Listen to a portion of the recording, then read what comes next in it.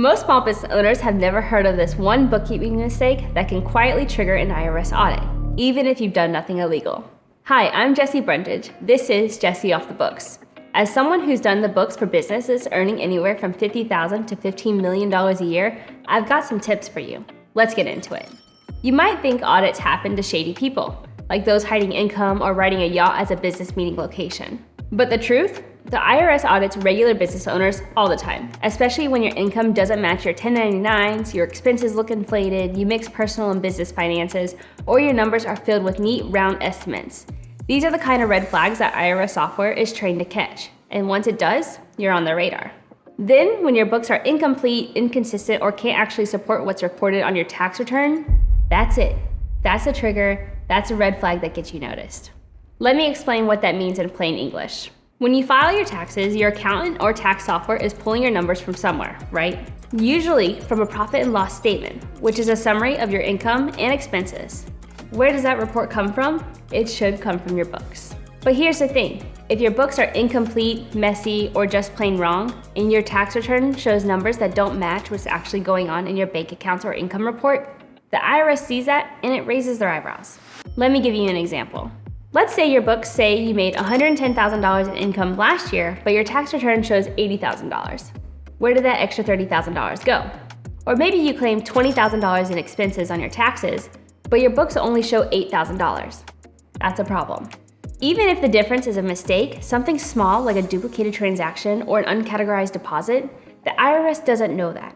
All they see is a mismatch, and they do have software that flags those things. So what happens when you get flagged? Usually it starts with a letter. Not always a full audit, but a notice saying something doesn't add up. Now you have to dig through your books, your receipts, your emails, your memory, trying to figure out what happened. And if your books weren't clean to begin with, you're going to be stressed, scrambling, maybe even paying penalties even if you didn't mean to do anything wrong. That's why good bookkeeping isn't just about being organized. It's about protecting yourself. Because when your books are clean and match your return, you sleep easy. If you ever do get flagged, you can send over a tidy report, back it up with documentation, and move on with your life.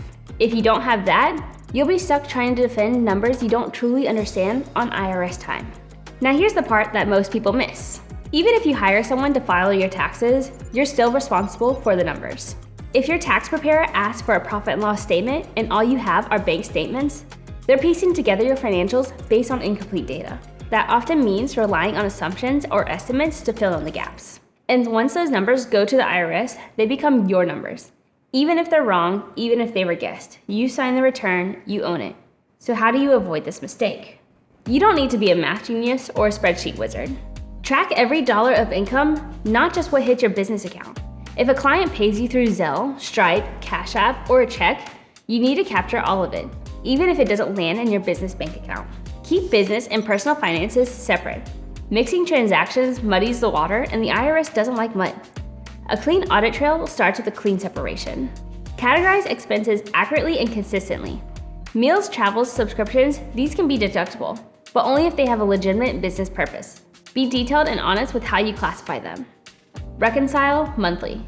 That means comparing your books to your actual bank account and credit card statements to make sure everything matches. It's like balancing your checkbook. Work with a bookkeeper you trust. Clean books aren't just helpful, they're protective. Having a pro means you're not guessing when it counts. Here's the good news. If you made the mistake before, you're not doomed. But now that you know, it's time to fix it. And if your books feel like a hot mess, don't panic.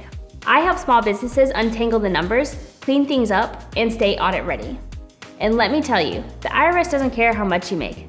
They care if your numbers don't make sense. So if your gut just told you, yeah, I might be out of alignment, do something about it now before the letter ever hits your mailbox. Get your books in order, make sure they match your return, and if you need help, don't wait until April. Thanks for watching, I'll see you in the next one.